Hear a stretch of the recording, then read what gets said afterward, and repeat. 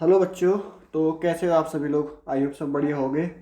तो कल बीच में से क्लास बंद करनी पड़ी, अचानक से कुछ प्रॉब्लम हो गई थी, ठीक है। तो एंगल वाली क्लास पूरी नहीं हो पाई थी, तो इसी कारणवश आज क्लास हम दोबारा से रिस्टार्ट करते हैं, ठीक है ना।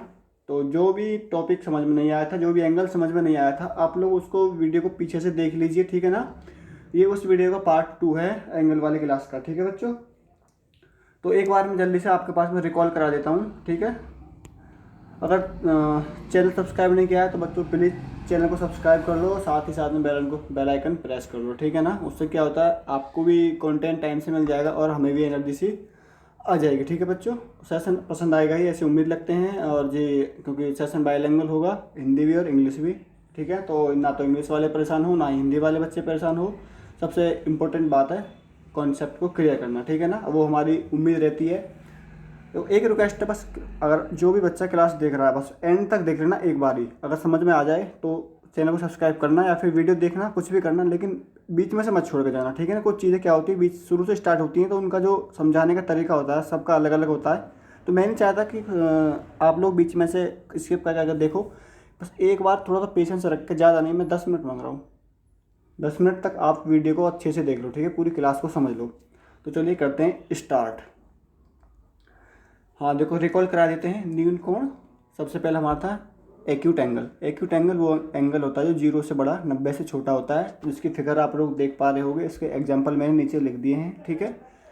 और दूसरी इसके बाद आता है हमारा समकोण, ठीक है ना, राइट एंगल। यानी कि राइट एंगल कौन सा होता है जिसमें एक एंगल 90 डिग्री का हो, एग्जैक्ट 90 डिग्री का, ठीक। इसकी फिगर भी आपके सामने बनी हुई है।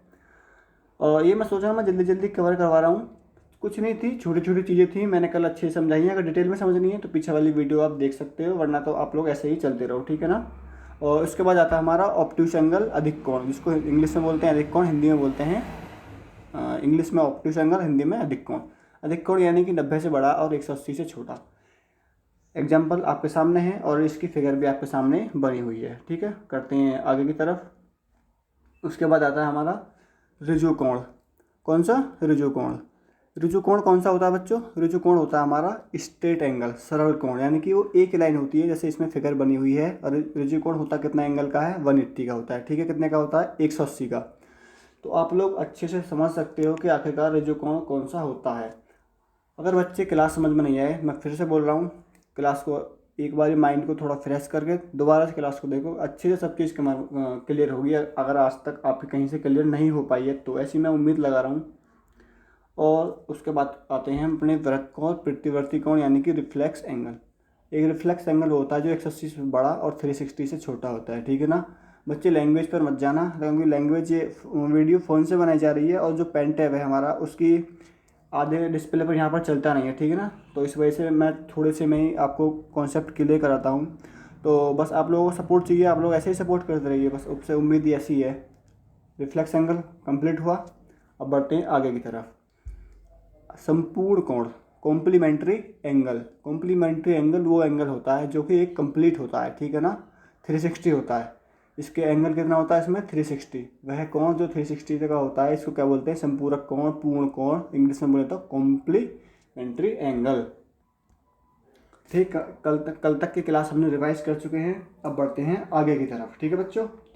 तो सॉरी, वो कंप्लीट एंगल था, कॉम्प्लीमेंट्री एंगल नहीं था वो, ठीक है ना। जो ये वाला एंगल है ये कंप्लीट एंगल है, ना कि कॉम्प्लीमेंट्री, ठीक। तो ये थोड़ा सा मैं गलत बोल दिया था, तो उसके लिए मैंने सॉरी बोल दिया, ठीक है। आखिर इंसान है, गलती भी इंसान से होती है। तो चलिए स्टार्ट करते हैं आज की क्लास को, ठीक। देखो आज हम बात करेंगे सबसे पहले क्या, हाँ सबसे पहले आज हम बात करेंगे किसकी? आज हम बात करने वाले हैं पूरक कोण, अनु, और जी ये होता है आपका एक कोटिपूरक कोण, ठीक है ना। और जी इसको इंग्लिश में बोलते हैं क्या? कॉम्प्लीमेंट्री एंगल, ठीक है बच्चों। तो चलो लिखते हैं इसको अच्छे से हम। आखिरकार कॉम्प्लीमेंट्री एंगल होता क्या है? देखो, कोटिपूरक कोण। हिंदी वालों से रिक्वेस्ट है और इंग्लिश वालों से भी रिक्वेस्ट है, अपने नोट्स बनाते चलें साथ ही साथ में, ताकि बार बार वीडियो देखने की ज़रूरत ना पड़े। क्योंकि मैं नहीं चाहता कि बार बार आप लोग अपना टाइम वेस्ट करो वीडियो देखने में। एक बार ही अच्छे से वीडियो को रोको और ये अपने नोट्स बनाते हुए चलो, ठीक है ना। मैं इतना दावे के साथ बोल सकता हूँ, अगर आपने ये क्लास देख ली तो आपको कभी भी कन्फ्यूजन नहीं होगा। कोटि पूरक, ठीक, और इंग्लिश में बोलते हैं इसको कॉम्प्लीमेंट्री एंगल। ठीक है बच्चों, यहाँ पर देख रहे पेन रुक गया मेरा, यहाँ पर आज से आगे को नहीं जा रहा, तो इसका मतलब मेरी जो पेन टैप की वो यहीं तक चल पाती है। ठीक है ना, बस कोई नहीं, मैं समझा दूंगा, टेंशन मत लीजिए आप लोग। देखो कोटि पूरक कोण वो होता है बच्चों, जो दो एंगल होंगे ना उनको अगर जोड़ोगे आप तो वो 90 आना चाहिए। क्या आना चाहिए? 90 आना चाहिए। कैसे समझाऊँ मैं आपको? देखो, यानी कि पेन का कलर चेंज करते हैं। देखो angle A plus angle B, इनको अगर आप ऐड करते हो तो वो 90 डिग्री का आना चाहिए। ठीक है, कितना आना चाहिए? 90 डिग्री का आना चाहिए। तो ये दोनों एंगल आपके कौन से एंगल हैं? ये आपके पूरक कोण हैं। ये कौन से हैं? पूरक कोण, यानी कि कॉम्प्लीमेंट्री एंगल। ठीक है बच्चों, तो ऐसी मैं उम्मीद कर रहा हूँ कि आपकी समझ में कॉम्प्लीमेंट्री एंगल। ठीक है, ये एंगल मान के चलो, अगर एग्जांपल लेते हैं, देखो चलो मैं आपके लिए समझाता हूँ। मान के चलो मैंने ये एंगल लिया, ये लिया 45 एंगल ए, तो मैं आपसे पूछ लेने लगूँ कि एंगल बी मेरे को वो बताओ कि ये कितना होगा इसका, वो बताओ एंगल बी का कॉम्प्लीमेंट्री एंगल बताओ, वैल्यू बताओ कॉम्प्लीमेंट्री एंगल। आप क्या कहोगे कि सर जो दो कोण होते हैं उनको जोड़ने के बाद में 90 आना चाहिए। तो यानी कि आप यहाँ पर कितनी वैल्यू पुट करोगे? पुट भी करोगे या फिर ये प्लस में है, ऐसे मैं उम्मीद करता हूँ कि आपने पक्षांतर विधि अच्छे से समझ रखी होगी। ठीक है ना, क्या करेंगे इसको हम? इसको करेंगे angle B equal to 90 minus 45, उधर का इधर जाकर प्लस हो जाएगी। ठीक है, उधर वाली वैल्यू, तो 90 में से 45 गए तो 45 बचे। Angle B equal to 45। ठीक है, क्लियर हुआ ना? तो एंगल बी का लिए कॉम्प्लीमेंट्री एंगल क्या हुआ इस क्वेश्चन के लिए? वो एंगल 45। क्लियर हुआ ना कॉम्प्लीमेंट्री एंगल? चलो एक एग्जांपल और लेते हैं। अभी देखो एग्जांपल माना हमने कि एंगल 30 के लिए कॉम्प्लीमेंट्री एंगल की वैल्यू बताओ। एंगल 30 है, फाइंड द कॉम्प्लीमेंट्री एंगल। ठीक है, एंगल कितना लिखोगे आप? सर इसको लिखेंगे हम एंगल ए मान लेते हैं उसके लिए, प्लस 30 इक्वल टू 90। ऐसे तो लिखोगे इसको, एंगल 30 का जो निकालना है आपके लिए कॉम्प्लीमेंट्री एंगल, तो angle A equal to 90 minus 30, कितना बचा? 60 बचा। एंगल ए कितना आ गया आपका? 60 आ गया। और ये क्या हुआ? एंगल ए 30 के लिए कॉम्प्लीमेंट्री एंगल है। एग्जाम्पल भी क्लियर, कॉन्सेप्ट भी क्लियर। आप लोग इसके बेस पे कितने भी क्वेश्चन लगा सकते हो। ठीक है ना, कॉम्प्लीमेंट्री बस समझ जाना आराम से। कॉम्प्लीमेंट्री पूरक की बात हो रही है, पूरक हो रही है तो जोड़ के 90 आएंगे। कॉम्प्लीमेंट्री हो रही है, जोड़ के 90 बनेंगे। बस कुछ भी कर लो उनको। दो ऐसे एंगल ले लेना, एक उसमें एक दिया होगा, एक को उसमें से घटा देना, तो ऑटोमेटिक उसका कॉम्प्लीमेंट्री एंगल निकल के आपके सामने आ जाएगा। ठीक है बच्चों, अगर स्पीड मेरी तेज़ लग रही हो तो आप लोग मुझे बता सकते हो, मैं स्पीड थोड़ा स्लो डाउन करके पढ़ाऊँगा आपको लिए। तो बढ़ते हैं आगे की तरफ। इसके बाद आता है हमारा कौन सा? संपूरक कोण। कौन सा कोण?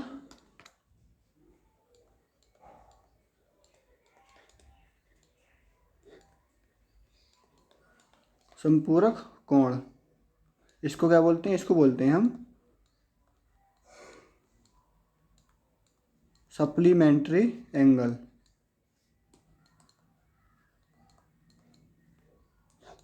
ठीक है बच्चों, तो अब बात करते हैं आखिरकार सप्लीमेंट्री एंगल होता क्या है। इसमें आप लोगों को समझ में आ रहा हो संपूर्ण कोण बनना है। ठीक है ना, तो एक छोटी सी ट्रिक आपके सामने आने वाली है, आप लोग पेशेंस को बना कर रखिए। जैसे हमने एंगल ए एंगल बी उसमें ऐड करके 90 लिखे थे ना, इसमें क्या करेंगे हम? Angle A plus angle B equal to 180 कर देंगे बस। समझ गए? ये आपका क्या हो गया? सप्लीमेंट्री एंगल हो गया। ठीक, अगर मैं आपसे एग्जांपल लेके पूछूं कि सर मुझे बताइए आप कि 80 का कॉम्प्लीमेंट्री एंगल क्या होगा, संपूर्ण कोण क्या होगा, तो आप क्या बताओगे? Sir 180 minus 80 equal to 100। तो 80 का कॉम्प्लीमेंट्री एंगल क्या होगा?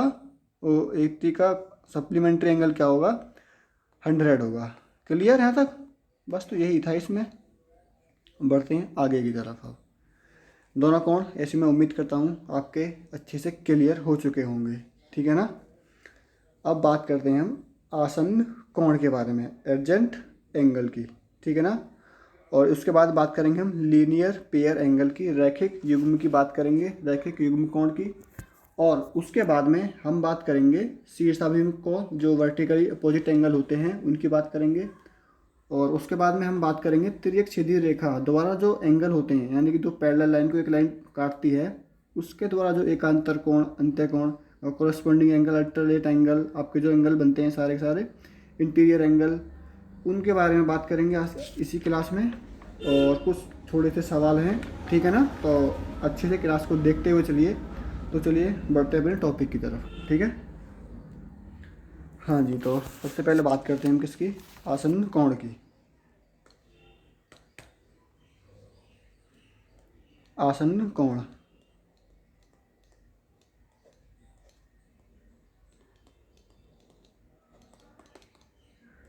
आसन्न कोण हो गया। अगर इंग्लिश में लिखूं, चलो दोनों लैंग्वेज में लिखते हैं। एज स्पेलिंग गलत हो चुकी है बच्चे, एडजेंट एंगल।